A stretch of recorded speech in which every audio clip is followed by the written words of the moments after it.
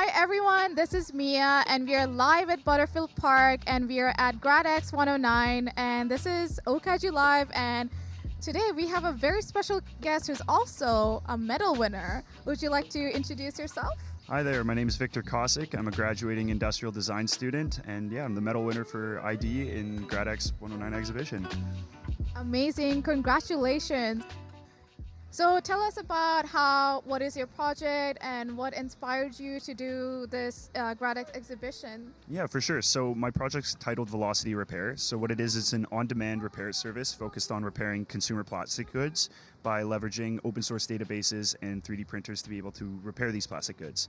So a lot of kind of words there, and I'll break it down and everything. What kind of inspired this project was I did a lot of research, and I kind of found 2 points that were central to the formation of this idea. It's centered around the idea that there's a surplus of consumers out there that want to repair their goods, especially with the new generation of conscious consumers holding most of the purchasing power in the market, but they face barriers to do so. So these are financial barriers, lack of access to tools, and time. People simply just don't have time in their day-to-day lives to fix their items. They rather replace them. The other kind of important data point here to focus on is that there's a surplus of repair experts out there with the means to facilitate this interaction of repairing, but there's no tangible bridge between them and the consumer.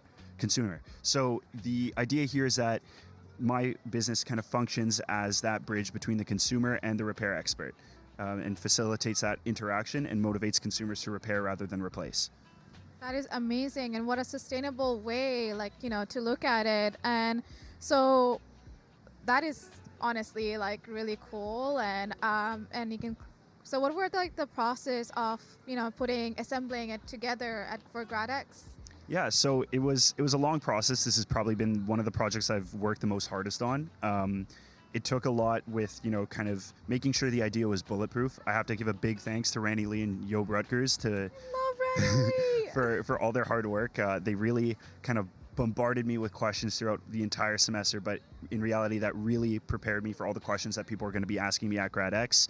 Kind of getting the branding on point, making process books, and I think the biggest thing is having some kind of tangible thing for your viewers to interact with. My whole idea is kind of 80% of this service and business design, and then 20% of it is an app. But I can count on one hand how many people scan the app prototype. People want to hear about your idea, hear about how you got there, and kind of why it's special and what the impact really is. And I think having tangible examples of 3D printed parts out there, and the cost comparison, and showing people that, hey, you can really make this thing and it can make a difference at an affordable rate, got people really interested. So yeah, creating those examples, having your process book, having branding material, and just making all of this stuff really come to life and make it tangible for the viewer to experience. Amazing. Were there any barriers that you faced along the way? I think it would just be time. There's always so much that you want to do, and sometimes ambitions have to be kind of culled a little bit just to make sure that you can be realistic with yourself. But OCAD's been a wonderful place in terms of growing and learning. And again, my 2 thesis advisors have been great at helping me out and making sure that everything is consistent and that I'm able to get this work done and just be guided along the way.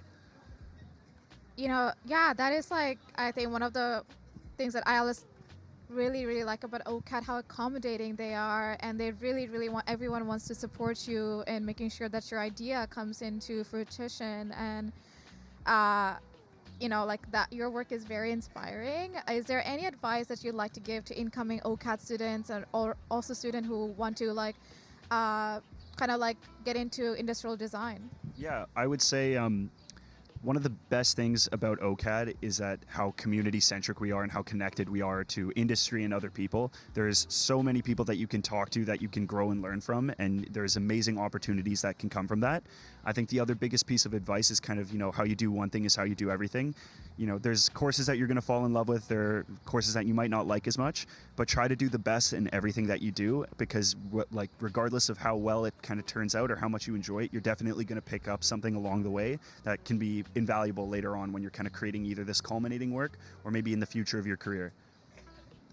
Thank you so much. That is very insightful. And I also wanted to say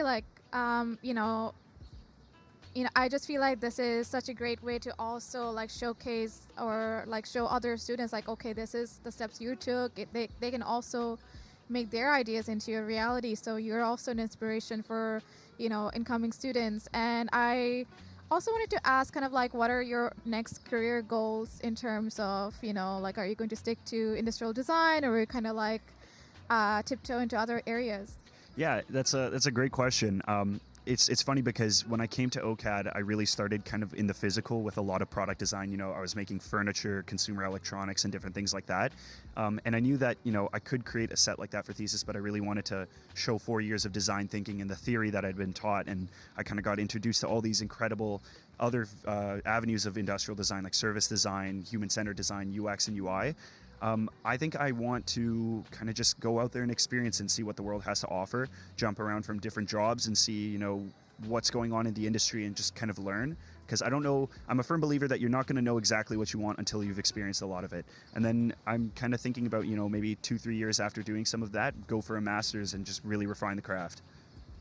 That is amazing. I have a lot of students. I work at running a learning center, and they're always telling me, well, for human-centered design, for UX, like designers are very much crucial and needed. So if there's anything that you can like tell the students, like this is how you network, this is how you kind of like, make your way into the industry by advocating for yourself as a designer. So any advice that you can give us in terms of how you kind of like network around? Yeah, I would say, and I think this is a sort of a broader suggestion also to society as a whole, is just listen. I think we're very eager to jump out at people and tell us, talk about yourself and talk about why you're so great and all the things that you do. But I think really kind of asking questions to the people that you're networking with and really listen to them and see what they have to say and kind of formulate your answers around that and say how you can add value in their situation and make sure that they're feeling heard and you're not just, another drone trying to shove a business card in their face.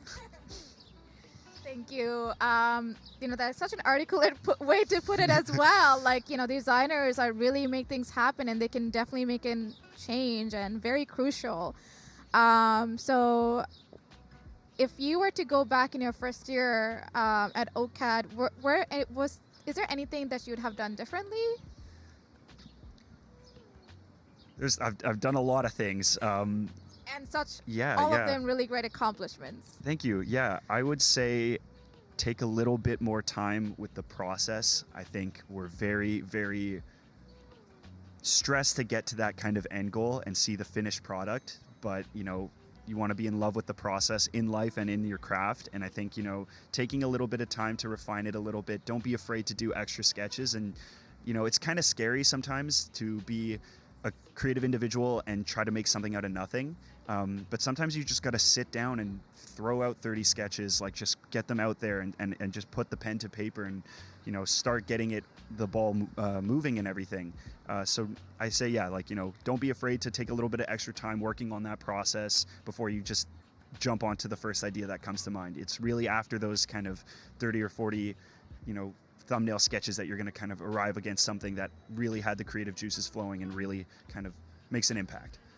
Thank you so much. And this is something that I really, really want to ask is that you have this amazing project that takes into account sustainability, like the future of the world. And I just wanted to ask, like, how as a designer, like, how can, as artists and designer, how can we kind of sustain our creativity? How can we kind of sustain our passion? And how can we make sure that this project that we're exhibiting here at GradX kind of like lives on? I would say, can you clarify a little bit, like lives on as in? I feel like a lot of like artists kind of like, okay, so after this, I'm not sure how to kind of like push my project forward or like how can I expand it forward? Yeah. So I think the greatest thing about being a designer is that you're in touch with so many different kinds of people, whether it be the people that you're interviewing for the project, whether it's kind of talking to business or industry leads and things like that. You got to recognize that, you're not going to be able to do everything, and that's totally okay. But with that kind of idea of community, it's great to reach out to people, talk to the venture capitalist about the business plan and how to get funding, talk to the service designers and make sure that, the workflows and everything makes sense. If you have a business idea, if you have an app, if you have a product, whether you need to speak to a manufacturer or a software engineer or something, we live in a time where it's the most accessible online. You can reach out to these people and get advice and see what's going on. So don't be afraid to reach out to other people. Look at people who are kind of hyper specialized at these kinds of things where you need help in those areas and talk to them and see, what the next steps are, because we have this at our fingertips and it's a great kind of opportunity to leverage. Well, Victor, you're starting like inspiring me to get out there right at this moment. Well, right after this interview. So thank you so much for your words. Thank you so much for this interview. And like, we look forward to seeing what you do next. And congratulations again for everything that you have accomplished. Congratulations on your medal again. And so where can we find your work? Any social media or websites you want to share? Yeah, so you guys can check me out on my portfolio website, which is victordesignwork.com, or you can follow me on Instagram, which is victor.designwork, if you kind of want to see some of the process as I go along. But my thesis project right now has been kind of quickly uploaded to my portfolio website, but that will be kind of edited and made a little more curated as I go. But yeah, if you want to follow me on those two, and then if you're interested in any business things, LinkedIn, of course.